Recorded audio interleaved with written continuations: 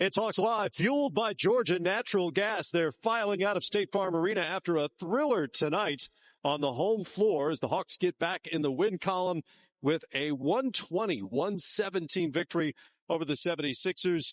Their second in 2 tries against Philly this season. Welcome in, everybody. Matt Weiner, Brian Oliver. Wow, that was an interesting, grimy sort of win for the Hawks tonight. And I want to go right to maybe the play of the game. And it's on the defensive end by a guy you don't think of as a defender, Vit Krejci. Vit is for D, and he lined up against Paul George with the game on the line and held his ground. He did, because Paul George, he turned back the clock and had a game for the ages in 35, and we saw him make some remarkable plays. But if you watch this last play, Vit does a good job of being able to stay in front of him, plays great defense without fouling, because all night long, Paul George was doing his thing. I thought that when the Hawks really needed, they came up with some plays. That last one by Nikhil right there, you wondered, why was he trying to make that pass? Yeah. But I love the fact that the Hawks came up and they were able to take care of home, because this is one of those games where you offset the 35 by Paul George. You had a Joel Embiid who had I wouldn't say a dominant game, but he really put his impression there. And then VJ Edgecombe, I thought that they had guys that put themselves in position to win this game, but the Hawks did a good job with the rebounding. Yeah. I thought that defensively they did better. Their bench came up and played big. They were up 34-9. Yep. And then, again, you had guys make plays. And I think that for Quinn Snyder, sometimes you need to win ugly games. This is a game that you normally probably will lose, knowing that, we've had some level of inconsistency.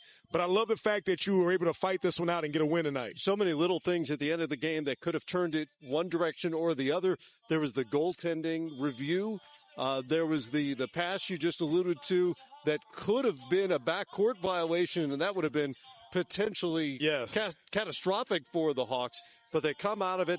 One of the forward keys going in, rebounding. Onyeka Okongwu was a huge contributor in terms of the boards. And we talked about that in the pregame, is the fact that you knew when you're playing against Joel Embiid, you want to do something as far as be active. I thought Onyeka came out and he played well on both ends of the floor. His numbers were crazy. He had 20 points, 15 rebounds, 4 assists. Man, I thought he established himself by getting that three-point shot to go down early. One of the things that over the last 6 games he had struggled with, but I liked, again, Onyeka was able to be that guy that he knew that Embiid was not going to follow him out there. You had Andre Drummond, who was reluctant to go out. And in the gut of the game, when you needed somebody to come up and step up, I thought Onyeka Okongwu did that very well for this Hawks team. Jalen Johnson, who we'll talk about a little bit later, had a little bit of a pedestrian game as far as the scoring. I know we'll talk about the overall game, but it's always good when you have other guys filling the gaps. And I thought that Onyeka did that for them tonight. Yeah, not just Jalen Johnson not shooting the ball well. Nickeil Alexander-Walker had a very difficult night shooting the ball as well. Dyson Daniels had his best offensive game of the season so far, 1 point off his career high with 27. And he seemed aggressive offensively, and then the ball just seemed to find him in a few spots. And I like that he was able to get downhill. When you look at his numbers, I like the fact that he got up 19 attempts.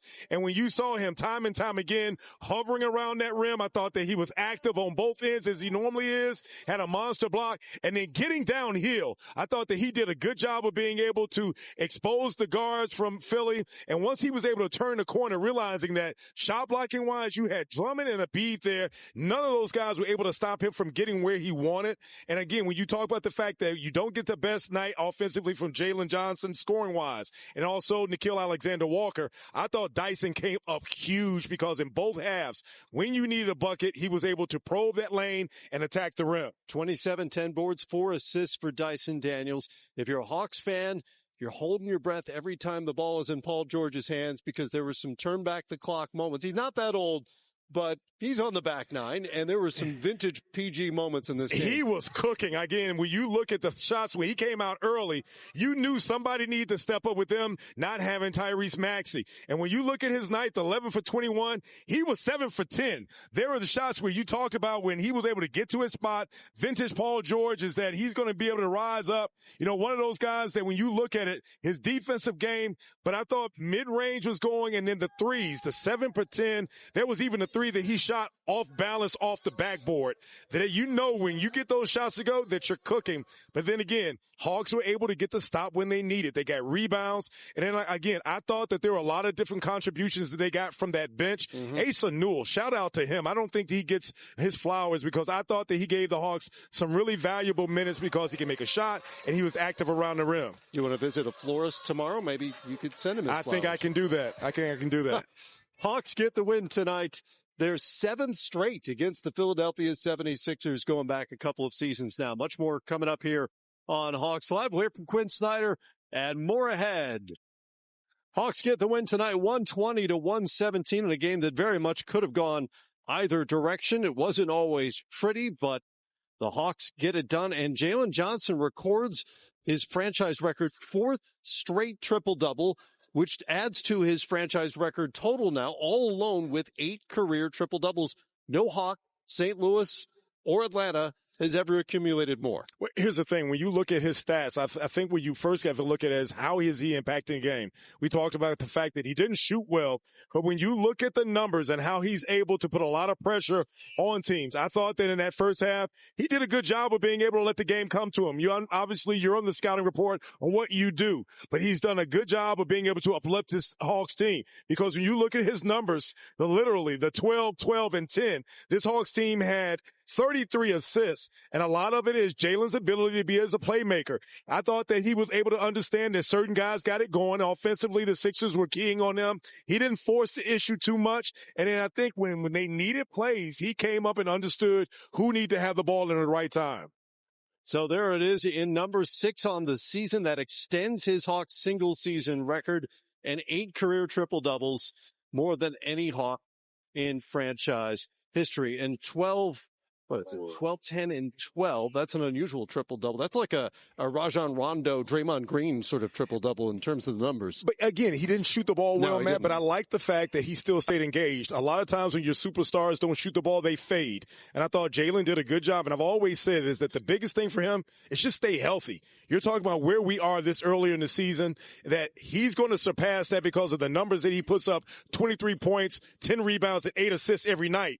You're flirting with that every night. But I think that what it is that they're not empty stats. He didn't come out and he didn't chuck a lot of shots to try to get his numbers. I thought that he played for the team and understood that the other guys that were getting it going because he was a little bit of the decoy in a sense because Philly put a lot of their efforts toward him. All right, time to revisit our FanDuel picks. So Onyeka Okongwu with a big night inside and outside, knocked down 5 threes. Remember, he came in 6 of 35 from three-point range over his last 6 games. And we talked about this, is that knowing that Embiid was in the lineup and then you had Andre Drummond, that was going to free a lot of opportunities up for Onyeka Okongwu to be able to shoot it. And I like the fact that, he didn't have come in this game realizing that, hey, I'm in a little bit of a mini slump. I thought that he did not hesitate. And a lot of when we talked about Jalen Johnson not getting it going is because I thought that he recognized that when he was able to penetrate the lane, draw a lot of people, Onyeka Okongwu came up and he was huge. This is one of those games, again, that when you have an Onyeka Okongwu that has been filling in for Kristaps Porzingis, he played big. And again, he had 2 beefy guys to go against. Yeah. And I thought that he didn't try to spend a lot of time trying to bang down low with them, understanding that he was going to probably help the Hawks more by being able to stretch that defense. And some of that after he took the shot to the neck. Oh, yeah, forgot about that. Late in the second quarter. He'll feel that as well. Best 3-point night for Onyeka Okongwu since that crazy 8-3 night on the West Coast Utah. Trip, November 13th. More coming up here. We'll hear from the head coach, Quinn Snyder, on the other side after a Hawks win tonight over Philly.